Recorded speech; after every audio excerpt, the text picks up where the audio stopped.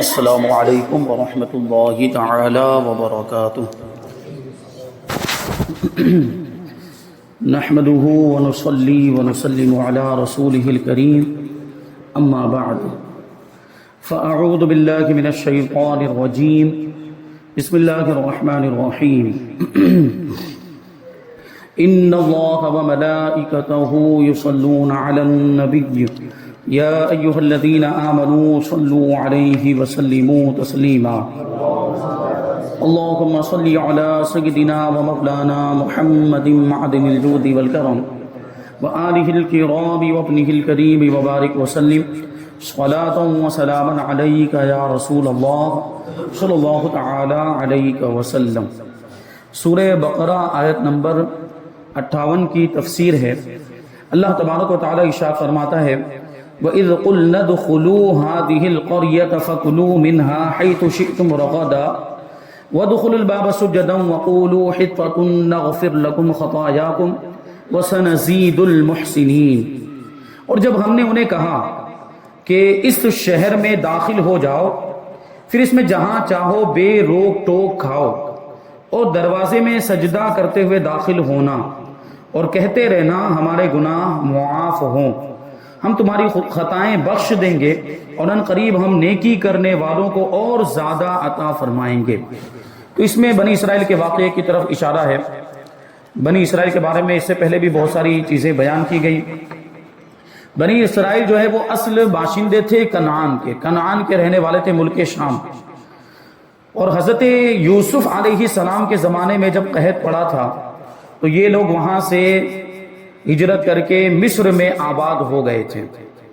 اب یہاں حضرت موسیٰ علیہ السلام کا زمانہ، حضرت موسیٰ علیہ السلام کے زمانے میں فرعون کے ساتھ معاملات ہوئے۔ فرعون نے حضرت موسیٰ علیہ السلام کو مصر سے ہجرت کرنے پر مجبور کر دیا۔ پھر وہ حضرت موسیٰ علیہ السلام مصر سے باہر نکلے، وہ دریا والا واقعہ پیش آیا۔ تو یہ جو واقعہ جو آگے بیان کیا جا رہا ہے یہ بہت بعد کا واقعہ ہے، یعنی جب فرعون ہلاک ہو گیا اور فرعون کے ماننے والے اس کے پیروکار یہ سب غرق کر دیے گئے، تو پھر اللہ تبارک و تعالیٰ کی طرف سے حکم ہوا کہ پھر سے اپنے وطن اصلی، اپنے آبائی وطن جس میں وہ پہلے رہا کرتے تھے ملک شام میں، تو وہاں پر جائیں، کیونکہ وہاں سے جب بنی اسرائیل ہجرت کر کے آ گئے تھے تو قوم عمالقہ نے وہاں پر قبضہ کر لیا تھا ملک شام میں۔ تو ان کو حکم ہوا کہ پھر سے وہاں پر جائیں اور قوم عمالقہ سے جہاد کریں، اور اپنا جو ملک ہے، اپنا جو وطن ہے اس کو پھر سے حاصل کریں۔ تو جہاد کرنے کا ان کو حکم ہوا، تو پہلے تو ان کو جہاد کرنا بھاری لگا تو انکار کر دیا۔ لیکن جب حضرت موسیٰ علیہ السلام اور حضرت ہارون علیہ السلام کی طرف سے اصرار ہوا تو تیار ہوئے، لیکن بے دلی سے تیار ہوئے، یعنی وہ کہتے ہیں نا ہم کہ تیار، بات تو مان لی لیکن سچے من سے نہیں مانی ان لوگوں نے، اور اسی وجہ سے بات بات پر اعتراض کرتے تھے اور بات بات پر شکایتیں کرتے تھے جب راستے میں چلے، اور اسی نافرمانیوں کی وجہ سے اور انہی شکایتوں کی وجہ سے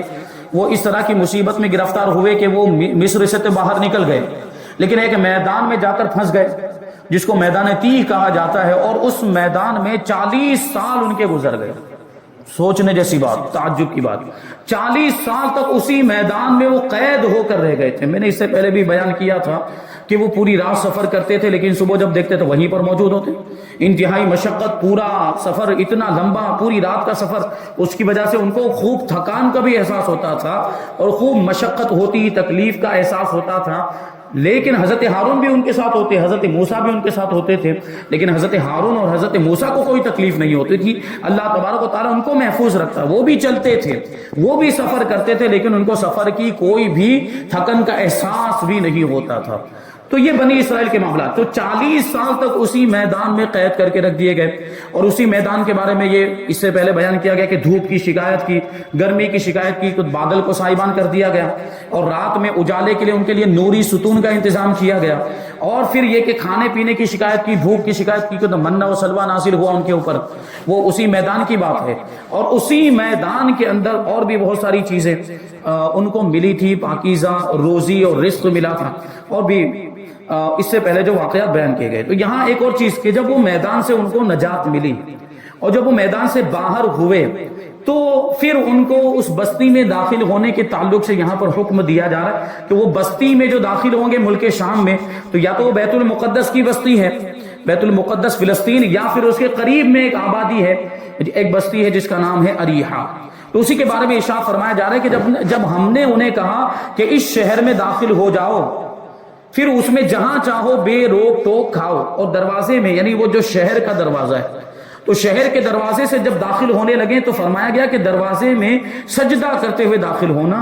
اور کہتے رہنا کہ ہمارے گناہ معاف ہو، کیونکہ اس سے پہلے بہت ساری نافرمانیاں کر چکے تھے، ہم تمہاری خطائیں بخش دیں گے اور ان قریب ہم نیکی کرنے والوں کو اور زیادہ عطا فرمائیں گے۔ تو یہاں پر شہر میں جو داخل ہونے کا ذکر ہے اس کے بارے میں فرماتے ہیں کہ اس شہر سے بیت المقدس مراد ہے یا اریحا مراد ہے جو بیت المقدس کے قریب میں آباد ہے، جس میں عمالقہ رہا کرتے تھے، جو قوم عمالقہ جن سے جہاد کرنے کا حکم ہوا تھا، تو وہ اریحا میں رہتے تھے، اریحا میں آباد تھے، اور وہ اسے خالی کر گئے تھے۔ وہاں غلے میوے بکثرت موجود تھے، اناج اور پھل وغیرہ بہت زیادہ وہاں پہ موجود۔ اس بستی کے دروازے میں داخل ہونے کو فرمایا جا رہا ہے، اور یہ دروازہ ان کے لیے کعبے کی طرح تھا، اور اس میں داخل ہونا اور اس کی طرف سجدہ کرنا گناہوں کی معافی کا سبب تھا۔ اب یہاں پہ جو فرمایا جا رہا ہے کہ اس کے دروازے میں سجدہ کرتے ہوئے داخل ہونا، تو سجدہ کرتے ہوئے داخل ہونا یہ تھوڑا مشکل لگتا ہے، ہم بھی ویسے غور کریں کہ آدمی سجدہ بھی کرے اور پھر چلے کسی چیز میں داخل ہو، یہ بڑا مشکل معاملہ ہے۔ سجدے میں تو سر ہمارا زمین پہ ہوگا، پیشانی ہماری زمین پر لگی ہوگی، اس حالت میں چلنا آگے بڑھنا مشکل اور دشوار ہے۔ اس لیے مفسرین نے یہاں پہ سجدے کا مطلب بتایا ہے جھکنا، مطلقاً جھکنا، یعنی وہ بیت المقدس میں یا اریحا میں اس کے دروازے میں جب داخل ہوں تو جھک کر داخل ہوں۔ اس کا مطلب سیدھا یہ ہے کہ عاجزی اور انکساری کرتے ہوئے داخل ہوں، کیونکہ یہ واقعہ بعض روایتوں کے مطابق قوم عمالقہ کے ساتھ ان کی جنگ ہو گئی، اور قوم عمالقہ کے مقابلے میں ان کو فتح حاصل ہو گئی، ان کو اللہ تبارک و تعالیٰ نے کامیاب فرما دیا، تو اب ظاہر سی بات اب اس میں داخل ہونے کا حکم ہو رہا ہے۔ تو یہ اس لیے حکم دیا جا رہا ہے کہ وہ عاجزی اور انکساری کے ساتھ داخل ہوں، کہ ان کو جو فتح ملی اور قوم عمالقہ کے مقابلے میں جو ان کو جیت حاصل ہوئی اور جو کامیابی ملی، تو اس کی وجہ سے یہ پھول نہ جائیں اور اس کی وجہ سے گھمنڈ میں نہ آ جائیں، اس لیے یہ حکم دیا جا رہا تھا کہ جھک کر داخل ہوں، یہ حکم تھا ان کو، اور یہ کہتے ہوئے جائیں حطہ حطہ، یعنی پروردگار ہمارے گناہ معاف فرما دے، ہمارے گناہ ہماری خطائیں مٹا دے، یہ کہنے کا ان کو حکم تھا، حطۃ کہنے کا حکم تھا۔ بنی اسرائیل کو یہ حکم تھا کہ دروازے میں سجدہ کرتے ہوئے داخل ہوں اور زبان سے حطۃ کہتے جائیں، یہ کلمہ استغفار تھا، یعنی اللہ کی بارگاہ میں مغفرت طلب کرنے کے لیے ان کو یہ کلمہ سکھایا گیا تھا کہ حطۃ کہتے ہوئے داخل ہوں۔ انہوں نے دونوں حکموں کی مخالفت کی، ایک تو سجدہ کرنا تھا وہ بھی نہیں کیا، اور حطۃ کہتے ہوئے داخل ہونا تھا اس پر بھی عمل نہیں کیا، اور سجدہ کرتے ہوئے داخل ہونے کے بجائے سورینوں کے بل گھسٹتے ہوئے داخل ہوئے، سورینوں کے بل، ایسے سورین کے بل زمین پر بیٹھ گئے اور اس کے آگے ایسے گھسٹتے ہوئے اندر داخل ہوئے، اور توبہ اور استغفار کا کلمہ پڑھنے کے بجائے مذاق کے طور پر حبۃ فی شعرۃ کہنے لگے، جس کا معنی ہوتا ہے بالی میں دانہ، بالی میں اناج کی جو بالی ہوتی ہے اس میں اوپر کی جانب جو دانہ لگا ہوتا ہے، جبکہ ان کو کہا گیا تھا کہ حطۃ کہیں، تو اس کی جگہ پہ انہوں نے اس کو چینج کر دیا، اس کلمے کو بدل دیا اور حبۃ فی شعرۃ کہہ کے، اب سوچے یہ مذاق کے طور پر انہوں نے یہ کیا، یعنی سجدہ کرنے کا حکم تھا، اس کے بجائے یہ لوگ سورین کے بل گھسٹتے ہوئے اندر داخل ہوئے، اور حطۃ کہنے کا حکم تھا، اس کی جگہ پہ حبۃ فی شعرۃ کہا، یہ انہوں نے مذاق کے طور پر کہا تھا۔ اب یہ آپ سوچیں کہ یہ جو مذاق وہ کر رہے تھے کس کے ساتھ کر رہے تھے، کیونکہ ان کو جو سجدہ کرنے کا حکم تھا اور حطۃ جو کہنے کا حکم تھا وہ اللہ کی طرف سے تھا، معاذ اللہ یہ اللہ کے ساتھ مذاق کر رہے تھے، اللہ کے ساتھ مذاق کر رہے تھے، یہ اپنے گمان کے مطابق، ورنہ اللہ تبارک و تعالیٰ کو تو کوئی دھوکہ نہیں دے سکتا، اس کے ساتھ کوئی مذاق نہیں کر سکتا، اللہ تبارک و تعالیٰ تو ان ساری چیزوں سے پاک ہے، یہ اپنے گمان میں یہ سوچ رہے تھے۔ تو اس مذاق اور نافرمانی کی سزا میں ان پر طاعون مسلط کر دیا گیا، پلیگ کی بیماری، اور جس سے ہزاروں اسرائیلی ہلاک ہو گئے، بنی اسرائیل کے لوگ ہزاروں کی تعداد میں، کتنے ہلاک ہوئے تھے اس کے بارے میں مختلف روایتیں ہیں، اس کا ذکر آنے والی آیت کریمہ میں ہے۔ آیت نمبر 59 اللہ تبارک و تعالی ارشاد فرماتا ہے فبدل الذين ظلموا قولا غير الذي قيل لهم فانزلنا على الذين ظلموا رجزا من السماء بما كانوا يفسقون پھر ان ظالموں نے جو ان سے کہا گیا تھا اسے ایک دوسری بات سے بدل دیا، یعنی ان کو حتتن کہنے کا حکم دیا گیا تھا، اس کی جگہ پہ انہوں نے حبتن فی شعرتن کہنا شروع کر دیا۔ تو ہم نے آسمان سے ان ظالموں پر عذاب نازل کر دیا کیونکہ یہ نافرمانی کر رہے تھے، نافرمانی کی وجہ سے آسمان سے عذاب نازل ہوا۔ یہ بھی سوچنے جیسی بات ہے کہ اگلی قوموں میں، اگلی امتوں میں جب وہ نافرمانی کرتے تھے، جب وہ اللہ تبارک و تعالی کی اطاعت سے منہ پھیر لیتے تھے اور انبیاء کرام کو جھٹلاتے تھے، انبیاء کرام کا کہا نہیں مانتے تھے، تو ان پر فوراً عذاب آ جاتا تھا۔ یہ اللہ تبارک و تعالیٰ کا ہم پر احسان اور یہ حضور پاک صلی اللہ علیہ وسلم کی رحمت ہے کہ اتنے گناہ کرنے کے باوجود اور اتنے زیادہ نافرمانی کے کام کرنے کے باوجود ہم پر عذاب نہیں آتا۔ یہ حضور کی رحمت، کیونکہ اللہ نے وعدہ فرمایا وَمَا كَانَ اللَّهُ لِيُعَذِّبَهُمْ وَأَنْتَ فِيهِمْ، کہ اے محبوب جب تک آپ ان کے درمیان تشریف فرمائیں اللہ ان کو عذاب نہیں دے گا۔ اور ہمارا عقیدہ کہ حضور آج بھی اپنے روضہ مبارک میں موجود حیات ہیں، زندہ ہیں، اور حضور پاک صلی اللہ علیہ وسلم کی زندگی کی برکت سے ہم پر عذاب نہیں آ رہا ہے۔ یہ حضور پاک صلی اللہ علیہ وسلم کی رحمت، اللہ تبارک و تعالیٰ نے ایسا رحمت للعالمین بنا کر بھیجا ہے کہ اجتماعی طور پر عذاب نہیں آتا۔ ابھی آپ کہیں اعتراض کریں کہ وہ کہیں کہیں تو عذاب آ جاتا ہے، کہیں سیلاب آ جاتا ہے، کہیں کچھ آفت آ جاتی ہے، کہیں کچھ زلزلہ آ جاتا ہے، کہیں پہ آگ لگ جاتی ہے، کہیں پہ وہ آتش فسا پھٹتا ہے، اس کی وجہ سے بڑے معاملات ہو جاتے ہیں، کہیں کچھ عذاب کہیں کچھ عذاب۔ تو یہ جو عذاب ہے یہ جزوی عذاب ہوتے ہیں۔ جزوی عذاب یعنی کسی خاص قبیلے پر آ گیا، کسی خاص علاقے پر آ گیا، یا چند گنتی کے لوگوں پر عذاب آ گیا، یا کسی خاص قوم سے تعلق رکھنے والے لوگوں پر عذاب آ گیا، تو اس کو اس عذاب میں شمار نہیں کریں گے۔ اجتماعی عذاب کی یہاں پر بات چل رہی ہے کہ اجتماعی عذاب اس امت پر نہیں آئے گا کہ ایک ساتھ میں پوری قوم تباہ کر دی جائے، کہ ایک ساتھ میں پوری امت تباہ ہو جائے، ایسا نہیں۔ پرانی امتوں کو آپ دیکھیں، ایسے بہت سارے واقعات، قوم لوط کا واقعہ کہ پوری قوم کو تباہ و برباد کر دیا گیا۔ حضرت نوح کی قوم کا واقعہ آپ سنیں کہ جو کشتی میں سوار ہو گئے وہی بچے، اور طوفان آیا تو سب بہہ گئے، باقی جتنے بھی نافرمان تھے سب ہلاک ہو گئے اور پانی میں غرق ہو گئے۔ تو یہ اس طرح کے اور بھی بہت سارے واقعات ہیں، لیکن اس امت میں اجتماعی طور پر عذاب نہیں آتا۔ یہ حضور پاک صلی اللہ علیہ وسلم کی رحمت ہے۔ تو فرمایا کہ ہم نے آسمان سے ان ظالموں پر عذاب نازل کر دیا۔ بنی اسرائیل پر طاعون کا عذاب مسلط کیا گیا، اور اس کی وجہ سے ایک قول کے مطابق ایک ہی گھڑی میں 70,000 افراد ہلاک ہو گئے تھے، اور دوسرے قول کے مطابق 24,000 افراد ہلاک ہو گئے اسی طاعون کی بیماری میں، پلیگ کی بیماری میں مبتلا ہو کر۔ یہ اتنے لوگ یہ نافرمانی کی وجہ سے مر گئے۔ یہاں ایک بات یاد آ رہی ہے، عرض کر دوں اور اس کے بعد ہم آگے بڑھیں کہ یہی میدان تیہ، حضرت موسیٰ علیہ السلام کی وفات کے بارے میں مختلف اقوال اور مختلف روایتیں کہ حضرت موسیٰ علیہ السلام کی وفات کہاں پر ہوئی اور ان کا مزار کہاں پر ہے۔ تو سب سے پہلے تو جانے کہ یہ میدان تیہ ہے کہاں پر۔ تو مصر سے اگر باہر نکلے تو کوہ طور، جس کو کوہ سینا بھی کہا جاتا ہے، اس کے قریب دریا قلزم کے کنارے یہ میدان تھا۔ دریا قلزم کے کنارے یہ میدان تھا، میدان تیہ۔ یہ تقریباً 12 میل لمبا چوڑا یہ میدان تھا، تقریباً 12 میل۔ اور جو میدان تیہ میں بنی اسرائیل کے لوگ جمع ہوئے تھے وہ کتنی تعداد میں تھے؟ وہ 6 لاکھ کی تعداد میں تھے۔ کتنی تعداد میں؟ 6 لاکھ کی، مختلف روایتوں کے مطابق 6 لاکھ کی تعداد میں اسی میدان کے اندر ڈیرے ڈالے ہوئے ہیں، اور اسی میدان کے اندر 40 سال گزر گئے، دیکھنے جیسی بات۔ اور اسی میدان میں یہ جو اتنا بڑا وہ میدان تیہ جس کو کہا دریا قلزم کے کنارے، مصر سے باہر نکلے آپ تو وہاں پر تو مختلف روایتیں ہیں حضرت موسیٰ علیہ السلام کی وفات کے بارے میں، لیکن جو صحیح قول اور صحیح روایت وہ یہ ہے کہ حضرت موسیٰ علیہ السلام کا انتقال اور آپ کا وصال میدان تیہ کے اندر ہی ہوا، اور وہیں پر آج آپ کا مزار پاک بھی موجود ہے۔ اور اسی وجہ سے آپ دیکھیں گے کہ اللہ کے رسول صلی اللہ علیہ وسلم معراج کی رات جب سفر کرتے ہوئے جا رہے تھے تو مکہ مکرمہ سے بیت المقدس اور راستے میں حضرت موسیٰ علیہ السلام کو ان کی قبر میں نماز پڑھتے ہوئے دیکھا تھا۔ تو یہ قبر مبارک اور مزار پاک وہاں پر موجود ہے۔ تو اس کا واقعہ بڑا دلچسپ ہے۔ حضرت موسیٰ علیہ السلام کی وفات کا جو واقعہ ہے بڑا انٹرسٹنگ ہے۔ ہوا یوں تھا کہ حضرت موسیٰ علیہ السلام ایک جگہ سے گزر رہے تھے تو دیکھا کہ فرشتے قبر کھود رہے ہیں۔ تو حضرت موسیٰ علیہ السلام نے وہ فرشتوں سے پوچھا کہ یہ قبر کس کے لیے کھود رہے ہیں، یہ قبر کیوں کھود رہے ہیں اور کس کے لیے کھود رہے ہیں؟ تو حضرت موسیٰ علیہ السلام کو فرشتوں نے جواب دیا کہ کیا آپ اس میں لیٹنا پسند کریں گے؟ تو حضرت موسیٰ علیہ السلام نے کہا کہ کوئی بات نہیں، لیٹ جاتے ہیں۔ اور پھر حضرت موسیٰ علیہ السلام اس قبر کے اندر لیٹ گئے۔ فرشتوں نے یہ نہیں کہا کہ یہ قبر آپ کے لیے بنی ہے، حضرت موسیٰ علیہ السلام اس قبر میں لیٹ گئے اور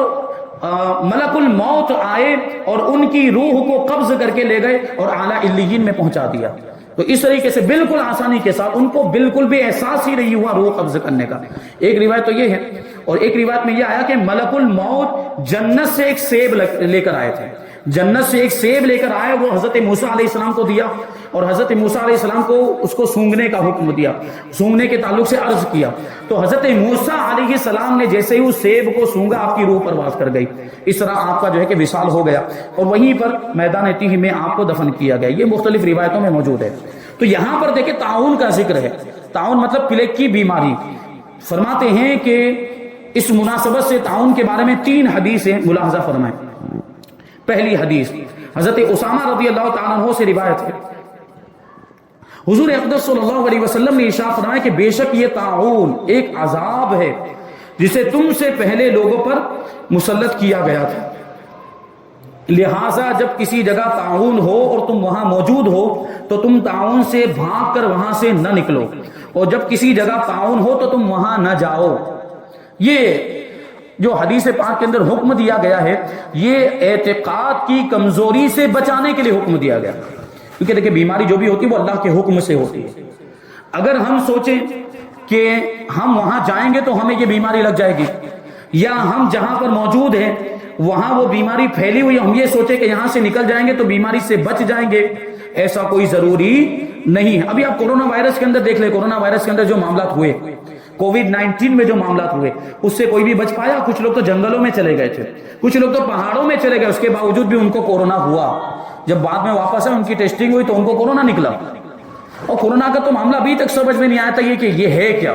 یہ چیز کیا ہے، وہ ابھی تک سمجھ میں نہیں آئے. بہرحال یہ ہوتا ہے. تو اعتقاد کی کمزوری سے بچانے کے لیے اللہ کے رسول نے یہ حکم دیا کہ جہاں تعاون پھیلا ہو وہاں جانا نہیں چاہیے، کیونکہ اگر گئے اور ہو گیا تو یہ عقیدہ بن جائے گا کہ یہاں نہیں آتا تو یہ بیماری نہیں ہوتی، اور جہاں پر ہیں وہاں سے نکلے تو وہاں سے نکلنا یہ نجات کا ذریعہ نہیں ہو سکتا. نکلنے کے باوجود بھی ہو جائے اور اسی میں ہلاک ہو جائے، اسی میں مر جائے، تو وہاں سے نکلنا کوئی مفید ہوا، کوئی فائدہ مند نہیں ہوا. تو اعتقاد کی کمزوری سے بچانے کے لیے کہ اگر اللہ تبارک و تعالیٰ کی طرف سے یہ بیماری میں مبتلا ہونا لکھ دیا گیا تو آدمی جہاں بھی رہے وہ بیماری ہو سکتی ہے. آدمی جہاں بھی رہے، اب جہاں پہ پھیلی اگر وہاں سے بھاگ بھی جائے گا تو ضروری تھوڑی کہ بچ جائے گا، بھاگنے کے باوجود بھی ہو سکتا ہے وہ بیماری میں مبتلا ہو جائے. اور یہ اگر دوسری جگہ پر موجود تو جانے سے منع اس لیے کیا جا رہا ہے کہ اگر جائے گا اور خدا نہ خواستہ اس کو وہ بیماری ہو گئی تو اس کا عقیدہ یہ بن جائے گا کہ یہاں آنے کی وجہ سے ہوئی، اگر یہاں پر نہیں آتا تو یہ بیماری نہیں ہوتی. تو اسی طرح کورونا وائرس کے اندر بھی دیکھیں اللہ تبارک و تعالیٰ نے جن کو محفوظ رکھا وہ آج تک محفوظ ہے، اور جو اس میں مبتلا ہونے والے تھے ان کا تو انتقال بھی ہو گیا، اور بہت سے معاملات کچھ لوگ تو ایسے بھی تھے کہ ان کو کورونا ہوا اور پھر وہ اچھے بھی ہو گئے. یہ اللہ کی طرف سے تھا. اور سوچیں اللہ تبارک و تعالیٰ کا ایمان والوں پر خاص احسان، اس اتنی بڑی بلا میں بھی، تو اتنی بڑی وبائی بیماری کے اندر بھی اللہ تبارک و تعالیٰ کا مسلمانوں پر خاص احسان کہ مسلمانوں میں یہ کورونا وائرس کے کیسز بہت ہی کم پائے گئے اور اس کے مقابلے میں غیروں کے اندر بہت زیادہ پائے گئے. اور دوسری بات یہ سب سے بڑی ہے کہ ایک مومن جو ہوتا ہے نا وہ اللہ پر بھروسہ کرتا ہے. وَعَلَى اللَّهِ فَلْيَتَوَكَّلِ الْمُؤْمِنُونَ کہ ایمان والے تو اللہ ہی پر بھروسہ کرتے ہیں، ان کو اللہ ہی پر بھروسہ کرنا چاہیے. اور ایمان والے جو مومنین تھے وہ یہ سوچ کر گھروں میں بیٹھے کہ ہونے کا ہوگا تو کسی بھی طرح سے ہو جائے گا چاہے کچھ بھی کرے. اور پھر آپ دیکھیں کہ جو ہاسپٹل میں گئے وہ واپس نہیں آئے، جو ہاسپٹل میں گئے وہ واپس نہیں آئے، کیونکہ وہ اس وقت تو ماحول ہی ایسا چل رہا تھا کہ کوئی بھی آیا، کوئی بھی بیماری لے کر آیا، کیسی بھی تکلیف لے کر اس کو کورونا میں ڈال دے رہے تھے. لیکن جو مسلمان گھر پہ رہ کر انہوں نے اپنے اعتبار سے کچھ بھی علاج کر لیا، گھریلو علاج، گھریلو ٹوٹکا اپنا لیا، گرم پانی پی لیا، نمک والا پانی پی لیا، اکالا پی لیا، تو اس کی وجہ سے ان کی تکلیف دور ہو گئی، اچھے ہو گئے. یہ ہے تو اللہ تبارک و تعالیٰ نے حفاظت فرمائی. تو اللہ پر بھروسہ ہونا چاہیے، اللہ پر یقین ہونا چاہیے، وہ اعتقاد مضبوط ہونا چاہیے کہ ہونے کا ہوگا. بیماری اگر ہمیں ہونے والی ہوگی تو کیسے بھی ہو کر رہے گی، اور اگر اللہ نے ہمارے لیے اس بیماری سے بچنا لکھا ہے تو پھر کوئی بھی چیز ہمیں اس بیماری میں مبتلا نہیں کر سکتی. تو یہ بات بھی ذہن میں رہنی چاہیے. تو یہ پلیگ کی بیماری. ایک اور روایت میں کہ نبی کریم صلی اللہ علیہ وسلم نے ارشاد فرمایا طاعون پچھلی امتوں کے عذاب کا بقیہ حصہ ہے. جب تمہارے شہر میں طاعون واقع ہو تو وہاں سے نہ بھاگو، اور دوسرے شہر میں واقع ہو تو وہاں نہ جاؤ. ام المؤمنین حضرت عائشہ صدیقہ رضی اللہ تعالی عنہا فرماتی ہیں میں نے رسول اللہ صلی اللہ علیہ وسلم سے طاعون کے بارے میں عرض کی، یعنی طاعون کے بارے میں پوچھا. تو اللہ کے رسول صلی اللہ علیہ وسلم نے مجھے بتایا کہ طاعون ایک عذاب ہے، اللہ تعالیٰ جس پر چاہتا ہے یہ عذاب بھیج دیتا ہے، اور اللہ تعالیٰ نے اسے اہل ایمان کے لیے رحمت بنایا ہے۔ کوئی مومن ایسا نہیں جو طاعون میں پھنس جائے لیکن اپنے شہر ہی میں صبر سے ٹھہرا رہے اور یہ سمجھے کہ جو اللہ تعالیٰ نے لکھ دیا ہے اس کے سوا کوئی تکلیف مجھے نہیں پہنچ سکتی۔ یہ عقیدہ رکھے، یہ عقیدے کی مضبوطی اور اس کی تعلیم دی جا رہی ہے کہ اپنے شہر میں اگرچہ طاعون پھیل چکا ہے لیکن وہیں رکا رہے اور یہ سوچے کہ اللہ نے اگر میری تقدیر میں لکھا ہے تو پھر ہوگی، اور نہیں لکھا تو میں کہیں بھی چلا جاؤں، کچھ بھی نہیں ہو سکتا، مجھے کوئی تکلیف نہیں پہنچ سکتی۔ تو فرمایا کہ اگر ہو گیا اسے اور اسی میں اگر اس کا انتقال ہو گیا تو اسے شہید کے برابر ثواب ملے گا طاعون کی بیماری میں۔ اور اسی وجہ سے ہمارے علماء نے یہ جو کورونا وائرس کی بیماری بھی جو پھیلی تھی، تو طاعون بھی چونکہ ایک وبائی بیماری ہوتی ہے اور کورونا بھی ایک وبائی بیماری، تو اس کے بارے میں بھی فرمایا کہ اس میں بھی جو انتقال کرنے والے اہل ایمان ہوں گے، اہل ایمان کی بات چل رہی، کفار کا تو شہید کے مرتبے سے کوئی لینا دینا ہی نہیں ہے، یہاں اہل ایمان کی بات چل رہی کہ اگر کوئی اہل ایمان، کوئی مومن مسلمان اس بیماری میں بھی اگر مر جائے تو اس کو بھی شہید کے برابر ثواب ملے گا،